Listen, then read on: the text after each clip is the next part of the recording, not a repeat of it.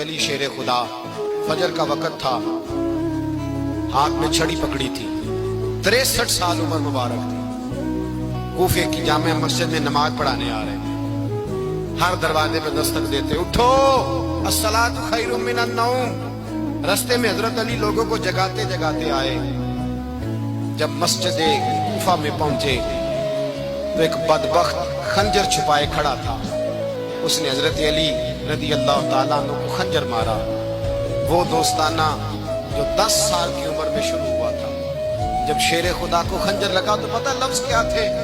فزت برب الکعبہ، لوگوں رب کعبہ کی قسم میں کامیاب ہو گیا، میری زندگی دین کے کام آ گئی، میں کامیاب ہو گیا۔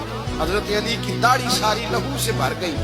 حضرت شیر خدا فرمایا کرتے تھے، ایک دفعہ میں بڑا بیمار ہوا، میرے سے اٹھ کے کھڑا نہیں ہوا جاتا تھا، حضور تیمارداری کرنے آئے تو میں نے کہا یا رسول اللہ پتہ نہیں بچوں گا کہ نہیں۔ حضور نے فرمایا علی نہیں، تو اس وقت دنیا سے جائے گا جب تیری داڑھی لہو سے رنگین ہو جائے گی۔ شیر خدا کہتے ہیں جب زخم لگا تو میں نے نیچے جھکا کر دیکھا تو داڑھی لہو سے بھری ہوئی ہے، میں نے کہا بس وہی کامیاب ہو گیا۔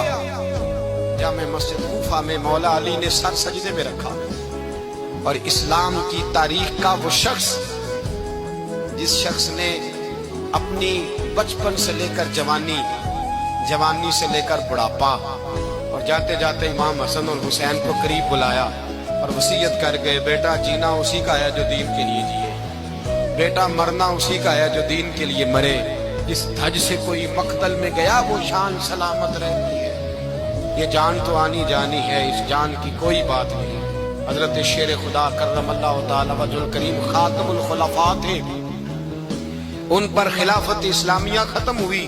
حضرت علی رضی اللہ تعالیٰ عنہ جس دن وصال ہوا، آپ کے بیٹے کہتے ہیں اس رات مولا علی نے خزانے کا مال سارا ایک رات پہلے تقسیم کیا، اور پھر جس جگہ مال خزانہ ہوتا تھا وہاں 2 نفل پڑھ کے کہا اے اللہ میں نے تیرے بندوں کی امانت تیرے بندوں تک پہنچا دی ہے۔ زندگی دین کے نام کر کے وہ شیر رخصت ہوئے۔